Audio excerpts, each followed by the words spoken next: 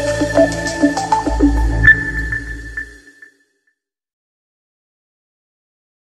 दोस्तों, पीएचपी के lecture series में आपका स्वागत है। आज हम लोग पढ़ने वाले हैं user defined function in PHP.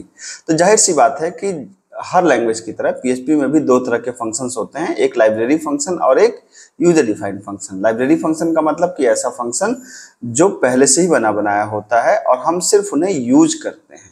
ठीक है, तो लाइब्रेरी फंक्शन में तो सिर्फ यूज करना, इसलिए इस चैप्टर में हमारा सारा फोकस होगा यूजर डिफाइंड फंक्शंस पे कि हम एक यूजर डिफाइंड फंक्शन पीएचपी में कैसे बना सकते हैं।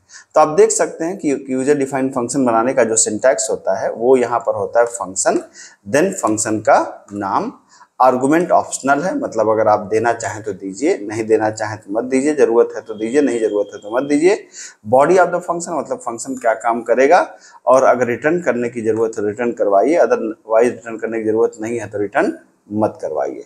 और किसी भी फंक्शन को कॉल करने के लिए सिंपली आपको करना क्या है, फंक्शन का नाम और उसके अंदर आर्गुमेंट पास कर देना है। तो इस तरीके से फंक्शन आपका कॉल हो जाएगा।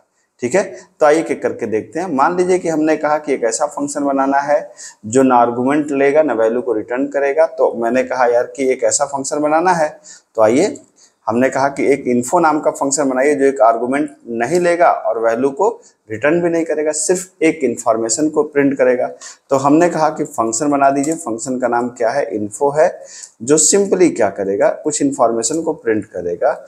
हमने कहा S3, ठीक है, मान लीजिए डेवलप्ड बाई धनंजय शर्मा, ठीक है, और S3 के बाद हमने यहाँ पर कुछ मैसेज इन्फॉर्मेशन प्रिंट करनी थी और यहाँ पर हमने S3 को बंद कर दिया। ठीक है, ये कर दिया हमने। एक ई को और कराना है तो यहाँ पर हमने कहा कि मान लीजिए यहाँ पे डबल कोट्स में थैंक्स विजिट अगेन। ठीक है, ये कुछ मैंने मैसेज दे दिया और ये हमारा एक फंक्शन हो गया। इस फंक्शन को आपको प्रिंट करना है तो सिंपली आप इस फंक्शन पे जाइए, इस तरीके से आप इसको कॉल करिए और अगर आप इसको रन कराएंगे तो ये हमने फंक्शन बनाया और इस फंक्शन को हमने यहाँ पर कॉल कर लिया। आप देख सकते हैं बड़े ही आराम से। अगर आप इसको रन कराना चाहें तो यहाँ पर जा करके एक बार इसको मैंने पहले से ही खोल रखा है, बस आप इसको ऐसे कर दीजिए, develop by Dhananjay Sharma thanks visit again, function हमारा कॉल हो गया। तो इस तरीके से आप एक नॉर्मल फंक्शन बना सकते हैं, कॉल कर सकते हैं। मान लीजिए अब कैटेगरी 1, ये तो हमारा क्या था, कैटेगरी 1 था। कैटेगरी 1 का मतलब क्या है, ठीक है, function with no argument and no return value, है ना, एक ऐसा फंक्शन। अब हमने कहा यार मुझे एक ऐसा फंक्शन बनाना है जो आर्गुमेंट लेगा, तो हमने कहा कि फंक्शन विथ आर्गुमेंट एंड क्या, sorry, no argument and return value, no argument and return value. ठीक है, तो आपने कहा यार ऐसा फंक्शन बनाओ जो आर्गुमेंट ले लेकिन वैल्यू को रिटर्न ना करे। तो हमने कहा यार एक टेबल नाम का फंक्शन बना दो जो दिए गए नंबर की मल्टीप्लिकेशन टेबल प्रिंट कर दे। बिल्कुल आसान सा काम है। तो हमने कहा यार कि फंक्शन का नाम क्या है, मान लो हमने कहा टेबल, क्या आर्गुमेंट लेगा, हमने कहा कि n आर्गुमेंट लेगा, करेगा क्या, हमने कहा यार कि टेबल प्रिंट करेगा दिए गए नंबर की, तो 1 से लेके $i lesser equal than 10 and $i plus plus कर दिया हमने। हमने कहा क्या कहा, हमने कहा भाई ऐसा करो तुम प्रिंट कर दो $n इंटू $i प्रिंट कर दो और लाइन को चेंज कर दो। लाइन को चेंज करने के लिए हमने क्या लगा दिया, VR लगा दिया यहाँ पर। ठीक है, तो आप देख सकते हैं कि 1 से 10 तक की लूप चली, i प्लस प्लस हो गया, n इंटू आई प्रिंट हो गया, VR। अब हमने कहा यार इस टेबल को हमें कॉल करना है, तो बिल्कुल सिंपल सी बात है, टेबल फंक्शन के अंदर जाइए, एक नंबर पास कर दिए, जैसे आपने 5 पास कर दिया तो ये क्या प्रिंट कर देगा, ये जाहिर सी बात है दिए गए नंबर की टेबल प्रिंट करेगा। तो आप यहाँ पे देख सकते हैं कि कैटेगरी 2 में क्या आ गया, लाइन नंबर 13 पे मैंने कुछ गलती कर दी क्या, सॉरी, हमको कोई भी चीज़ इको कराना चाहिए था ना अगर हमने पीएचपी के अंदर लिखा है तो।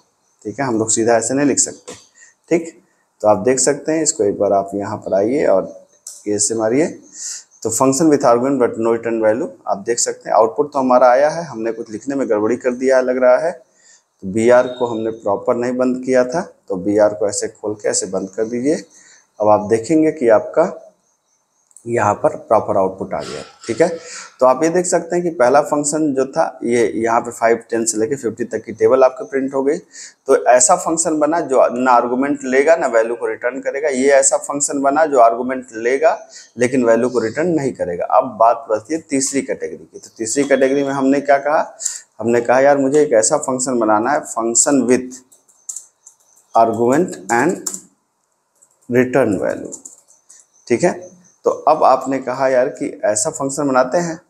तो अब देखिए, जैसे मैंने कहा यार कि अब ऐसा फंक्शन क्या बना सकते हैं। हमने कहा ऐसा करते हैं कि एक फंक्शन बना दीजिए भाई साहब मैक्स नाम से, जो 2 नंबर लेगा बड़ा नंबर देगा। हम एकदम आसान एग्जाम्पल आपके लिए रखना चाहते हैं। तो हमने कहा एक फंक्शन लो भाई साहब, फंक्शन का नाम क्या रख दो, मैक्स रख दो।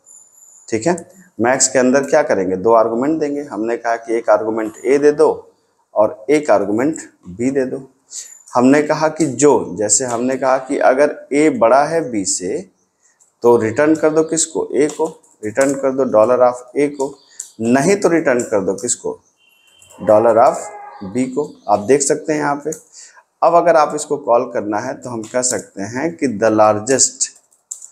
द लार्जेस्ट एलिमेंट इज, आप इसको देखें यहाँ पर। तो चूंकि ये फंक्शन रिटर्न करेगा तो हम इसको यहीं पे कॉल कर सकते हैं। हमने मैक्स फंक्शन को क्या किया, अच्छा यहाँ पे ज़रूरत नहीं है डॉलर की, तो हमने यहाँ पे क्या किया, हमने मैक्स फंक्शन को कॉल किया, 2 नंबर पास कर दिया, 10 और 2 20। तो जाहिर सी बात है बड़ा नंबर कौन सा है, बड़ा नंबर हमारा 20 है, तो 20 आना चाहिए। तो आप इसको एक बार रन करा के देख सकते हैं। ये देखिए आप, ठीक है। लाइन नंबर 25 में फिर मैंने गलती कर दी। लाइन नंबर 25 में अभी क्या गलती है, फंक्शन का नाम मैक्स, क्या कह रहा है, मैक्स नाम का एक बिल्ट इन फंक्शन है इसलिए दिक्कत कर रहा है। तो माई मैक्स कर दिया मैंने। चलिए तो इसको आप क्या कर दीजिए, माई मैक्स कर दीजिए यहाँ पर। तो ये हो गया आपका माई मैक्स और आप यहाँ पे देख सकते हैं। ठीक है। तो ये आपका बन गया, द लार्जेस्ट एलिमेंट इज 20। ठीक है। तो आप देख सकते हैं कि यहाँ पे हमने जो पहली कैटेगरी आपको बताई इसमें क्या था कि इसमें ना आर्गुमेंट था ना रिटर्न वैल्यू थी, ये आपके हो गया। ठीक है। यहाँ पे क्या था, यहाँ पे आप देख सकते हैं कि यहाँ पे आर्गुमेंट था लेकिन रिटर्न वैल्यू नहीं थी। और तीसरी कैटेगरी में क्या थी, यहाँ पर क्या था, यहाँ पर आपके पास आर्गुमेंट भी है रिटर्न वैल्यू भी है। तो अगर आप चाहें, अगर आप मेरे से कहें कि एक प्रैक्टिस क्वेश्चन सर दे दीजिए, तो यहाँ पर आपके लिए एक प्रैक्टिस क्वेश्चन मेरे पास है। क्या प्रैक्टिस क्वेश्चन है, प्रैक्टिस क्वेश्चन है कि create a function named as even list, ठीक है, which contain limit value, which contains limit value and print all even values of that range. मतलब मैंने क्वेश्चन आपको दे दिया कि एक फंक्शन बनाना है किस नाम से, इवन लिस्ट नाम से। ठीक है। जो क्या करेगा, जो लेगा आपकी लिमिट वैल्यू एज आर्गुमेंट और उसकी क्या प्रिंट करेगा, सारे इवन वैल्यूज को प्रिंट करेगा। इस पे प्रैक्टिस क्वेश्चन आप कर सकते हैं। इस पे प्रैक्टिस क्वेश्चन आप क्या कर सकते हैं, एकदम वही पुराना वाला प्रैक्टिस क्वेश्चन आपको मैं दे रहा हूँ। क्रिएट फंक्शन किस नाम से, हमने कहा कि फैक्ट नाम से। ठीक है। Which contains a number as argument and print नहीं बल्कि return the factorial of given number argument. ठीक है। तो ये प्रैक्टिस क्वेश्चन आप कर सकते हैं, इस पे भी कर सकते हैं, इस पे भी आप कर सकते हैं। इस पे बहुत ज़्यादा बात नहीं होती तो इसमें मैं प्रैक्टिस क्वेश्चन आपको नहीं दे रहा हूँ। बहरहाल आप इसको बहुत अच्छे से प्रैक्टिस कर सकते हैं। ठीक है। अगर समझ में आया हो तो वीडियो को शेयर करिए, लाइक करिए। ठीक है। मिलते हैं अगली क्लास में। Thank you so much.